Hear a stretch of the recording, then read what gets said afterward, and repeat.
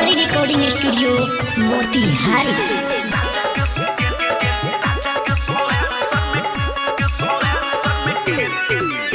शादी हो गई आइल बड़ा खुश बनी सखी सुतही के बेरिया से रात दिन झोंकी। अरे कहाँ जाई रे शादी हो गई आइल बड़ा खुश बनी सखी सुतही के बेरिया से रात दिन झोंकी।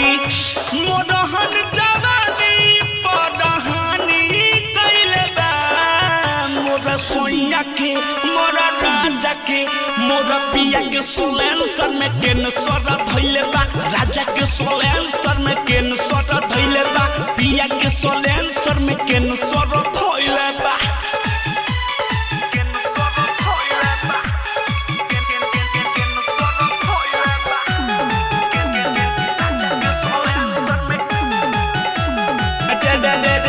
चिझी बाड़ी नमूना का कोई सखी दुख होता दे दूना का मन चले।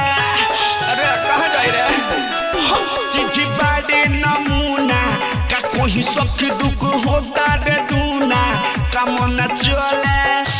उतर न मिले ई बीमारी पहले बा मोरा सोनिया के मोरा राजा के मोरा पिया के सोलेंसर में कैंसर धइले बा राजा के सोलेंसर में कैंसर धइले बा पिया के सोलेंसर में कैंसर धइले बा।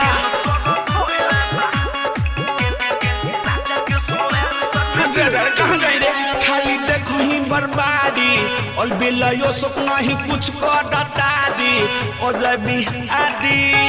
अरे मार बोले को हटा ना खाली देखो ही बर्बादी और बिलायो सपना ही कुछ करता दी पपुआ झूना चंचल चंद सवार हमारा के फसवल बा मोरा सोनिया के मोरा राजा के मोरा पिया के सोलेंसर में कैंसर धइले बा राजा के सोलेंसर में कैंसर धइले बा पिया के सोलेंसर में कैंसर धइले बा। शादी हो गई आइल बड़ा खुश बानी सखी सुतही के बेरिया से रात दिन झोंकी।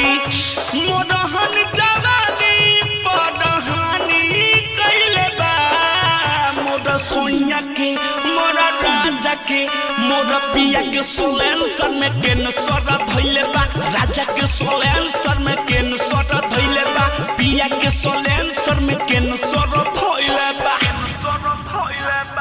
Murari recording studio Motihari.